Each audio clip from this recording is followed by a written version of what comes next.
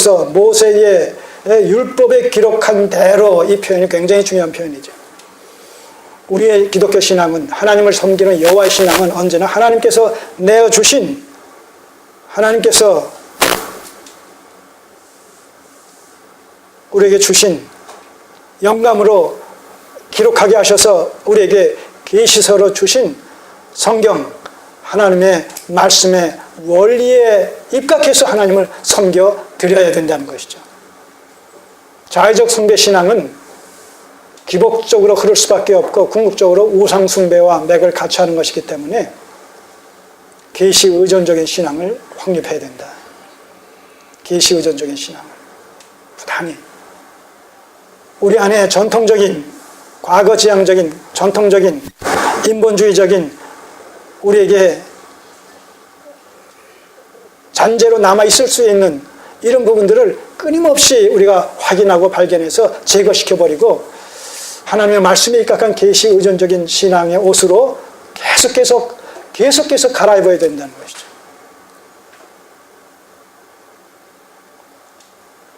여러분, 우리가 언약교회에 있다고 해서 우리가 계시 의존적인 신앙으로 100% 전환됐다, 그렇게 볼 수 없는 거예요.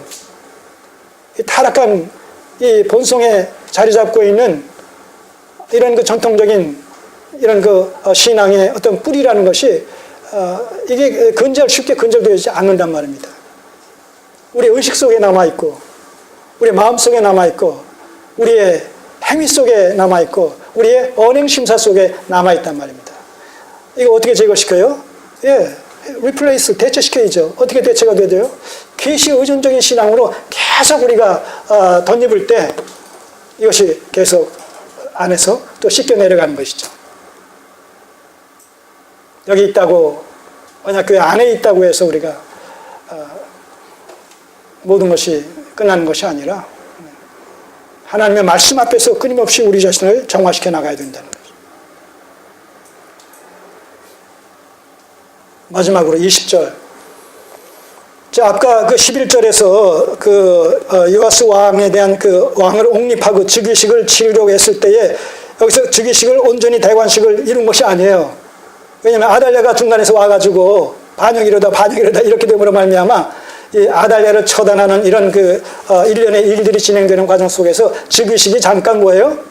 중단됐어요.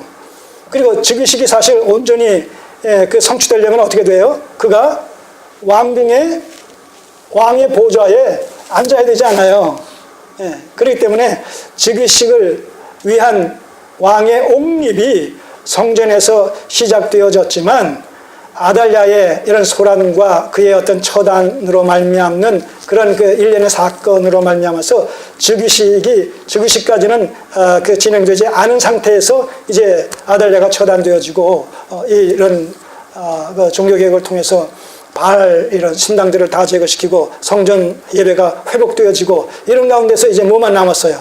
왕이 보좌에 앉는 대관식 결정적인 하이라이트만 남았단 말입니다. 그 얘기가 지금 20절 이하에서 소개되는 거예요.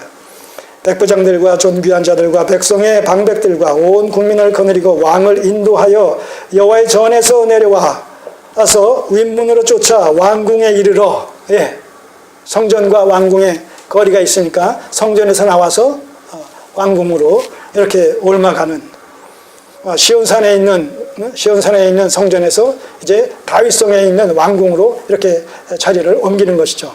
왕궁에 이르러 왕을 나라 보좌에 앉힘에 즉위식이에요. 대관식이에요. 이로써 여호야다가 계획했었던 이런 요아스 왕에 대한 옹립과 대관식의 거사는 이제 성공적으로 마무리되게 되는 거예요. 자, 그렇게 된 결과 어떻게 됩니까? 뭐가 찾아와요? 21절. 온 국민이 즐거워하고 성중이 평온하더라. 자, 이 평온하다, 안식했다.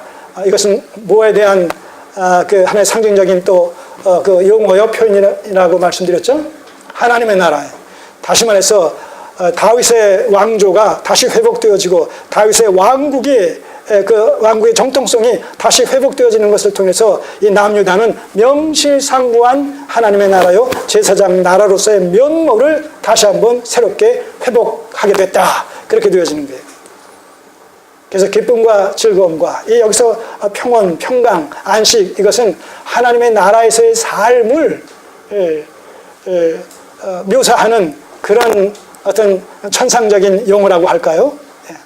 자, 오늘 우리가 그리스도 안에 있는 자들, 그리스도로 말미암아 구속함을 받은 자들은 이미 하나님의 나라의 안식에 참여한 자들로서 우리는 뭐예요? 하나님께서 주시는 평강과 평안과 안식의 삶을 누리는 자들로 존재한다는 거예요.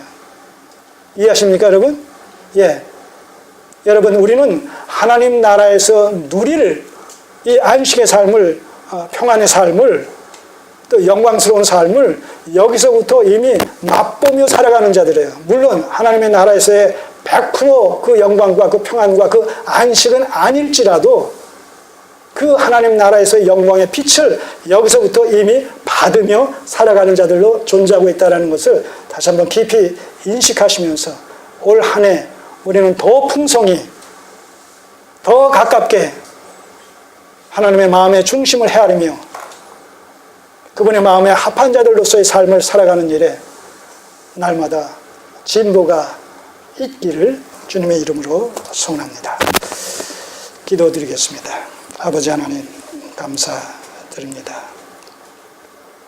새해 첫날을 예배로 시작할 수 있게 하시고 하나님의 말씀을 청종하는 것으로 시작할 수 있게 하셔서 우리의 영혼이 소성함을 입으며 우리의 심령 속에 위로부터 주시는 평안과 평강과 안식으로 충만케 하시는 것을 감사드립니다.